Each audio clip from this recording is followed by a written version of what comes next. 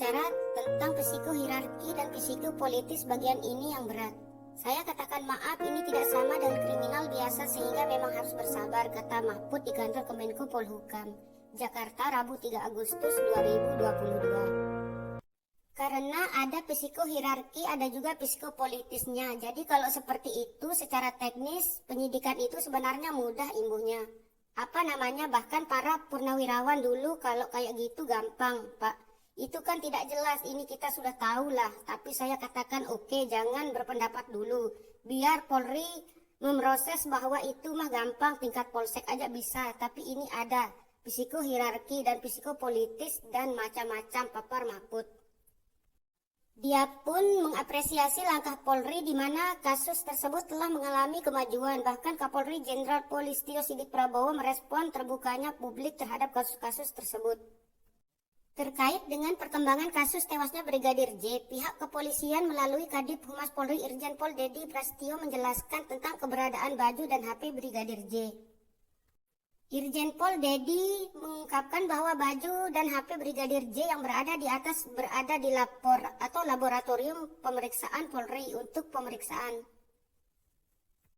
Penjelasan dari Irjen Pol Dedi ini menjawab pertanyaan dari kuasa hukum Brigadir J yang sering mempertanyakan keberadaan baju dan HP Brigadir J yang digunakan saat kejadian polisi dengan Baradae di rumah Irjen Sambo.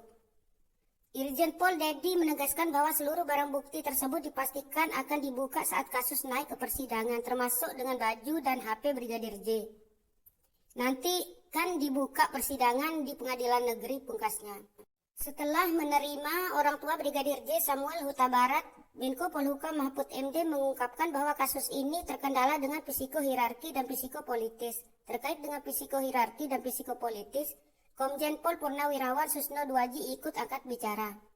Menurut Susno, psikohierarki ini terkait dengan kepangkatan di badan kepolisian, di mana nantinya pemeriksaan dari Irjen Verdi Sambo akan dilakukan oleh tim yang pangkatnya lebih rendah. Akan tetapi hal ini sepertinya telah dapat diatasi, karena Verdi Sambo telah dibebas tugaskan.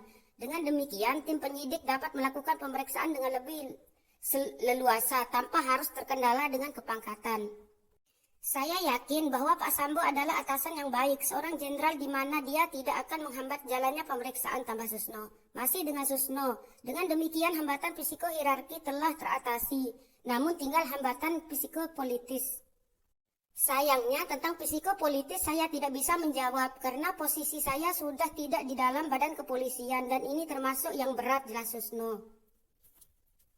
Tapi semoga psikohierarki dan psikopolitis tidak menjadi hambatan yang mengganggu jalannya penyidikan dengan kondisi di kepolisian saat ini, tambah Susno. Hambatan psikohierarki dan psikopolitis terungkap setelah Mahfud MD memberikan penjelasan tentang perkembangan kasus tewasnya Brigadir J.